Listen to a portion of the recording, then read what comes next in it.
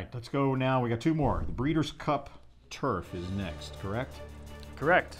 As we once again have a strong European contingent. The top three here on Mike Watchmaker's list are all shippers from Europe. Paddy O'Prado is on the list as well at 8-1, but Paddy O'Prado is being pointed for the Classic and not the Turf. Plumania is being pointed for the filly and mare Turf, as is Red Desire. So there are three horses you can look at the list right there and say are likely not to run in the Turf. Watchmaker has made Workforce the 2-1 choice over Becca Bad. They ran against each other last time out in the Arc. Workforce wins the Arc. He's trying to become the first horse ever to win the Arc de Triomphe, to come over here and win a Breeders' Cup race, although others have come from the Arc de Triomphe to win. So I think that's just a bit of a statistical anomaly. And there it is. A lot of horses there, Eric. A lot of horses. There's Becca Bad is in green, about one path off the rail in about 4th position. Ignore those arrows. We're not doing that. That's how they do the race. Becca Bad's in green. Covered up and buried. Yeah, and he's going to have a lot of trouble. He's shifting in there.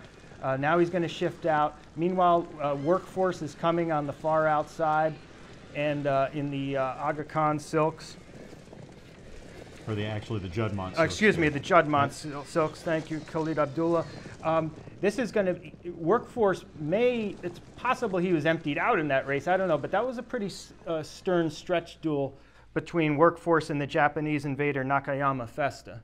It doesn't bother me that no Arc de Triomphe winner has come over and won at the Breeders' Cup, although you can make the case that it's their big race in Europe. I mean, they all point for the Arc de Triomphe. They point their horses to peak for the Arc de Triomphe, and a lot of times after they've established that goal of winning the Arc de Triomphe, like you say, a lot of the horses empty out in that race. I mean, that's what they've been pointing for.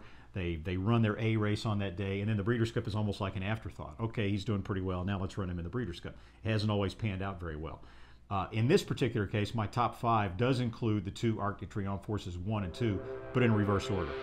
Becca Bad, who finished 4th in the Arc, as my top choice, and Workforce second with the European Debussy.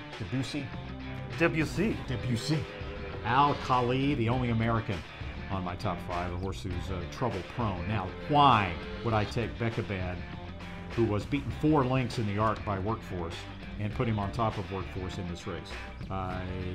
2 reasons.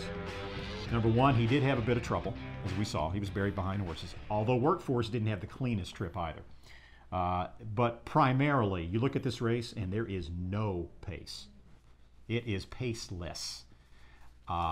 Becca Bad is a horse that has more tactical speed than Workforce. Workforce comes from near the back of the pack in all of his races in Europe. Becca Bad is a little bit more engaged, and I think he's going to get first jump on Workforce.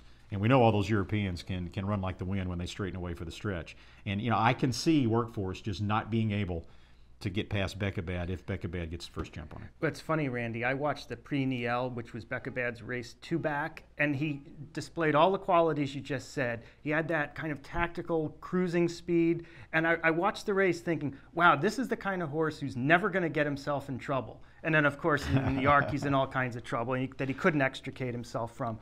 But yeah, I saw the race as being paceless too, and Becca Bad, especially coming off that Arc, if Christophe Lemaire comes over to ride him, which I assume he will do, job 1 for them is going to be to keep this horse in the clear to allow him to run.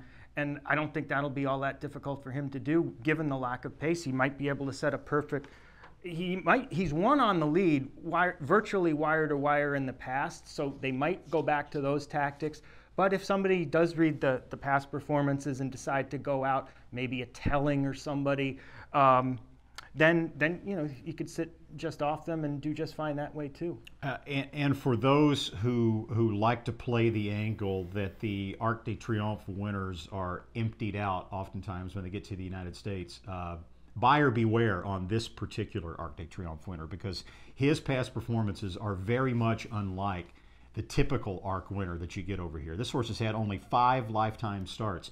If you go 2 races back in the King George at Royal Ascot, this horse ran an atrocious race, a horrible race by his standards, especially a horse coming off a 7-length win in the Epsom Derby. I went back and looked at that race on video. The horse was a little bit rank. without much pace in that particular race, which bothers me a bit for the Breeders' Cup as well. But not really any excuse. And as a matter of fact, Sir Michael Stout was puzzled by that race as well, so much so that he took the horse back to his yard, in one of those rare interviews that these guys give where they actually divulge anything. He said that they went back to the drawing board and it did blood work, did all sorts of tests to try to find out why in the world Workforce could have run so poorly. In the end, they didn't find anything. So Stout decided to start training the horse a little differently, training him more lightly than he had been training him before. Not going the stiff gallops quite as often as he had. He made the workmates a little easier than the workmates he typically would use. And it seemed to work when he came back in the Arc de Triomphe. But this horse is lightly raced, so I don't necessarily expect him to bounce just because he ran a tough race in the Arc. If you say the name Sir Michael Stout, I'm not going to question that horse's preparation, especially leading up to a Breeders' Cup Turf. Conduit did just fine under Mr. Stout, or Sir Michael Stout's tutelage these last couple of years. But I think the question remains. I think we've spent however many minutes, and I'm not sure we mentioned a European except as an American except as a possible pace foil. So who among the Americans might jump up, and that's going to be the subject of my under the radar. Now, Bob Ehalt on the chat was telling his chat participants that the Canadian International at Woodbine might be a worthwhile race to watch, and we aim to please here on NTRA Live, so let's look at it. There you see him spot shadowed way in the back in white. He's behind a wall of horses. This is Al Khali, still behind a wall of horses. You can barely see him. He changed to closing tactics 2 races ago. The problem is, though he won the Bowling Green, he got in trouble both times, and now he's finally clear after emerging from that wall of horses, and here comes Al Khali. Interestingly, he's the only horse in this race, though he'll finish 4th. He's the only horse from the Pattison Canadian International who's going to be making the 4-week, or I guess it's 3-week turnaround to the Breeders' Cup Turf for trainer Bill Mott. I think the closing style has suited Al Khali well. This is 2 races in a row, the Bowling Green and the Canadian International, where he's shown that almost European-like turn of foot late, which I haven't seen in too many American grass horses. The question is, can that turn of foot cope with the likes of Becabad and Workforce? Yeah, exactly. I mean, on our ESPN telecast of the Canadian International, we made the point immediately after the race that the best horse was Al Khali. I saw you say that before they had finished galloping out. Yeah, he certainly looked like the best horse in there. All right, so that's the Breeders' Cup Turf, the second richest race on the Breeders' Cup card at $3 million.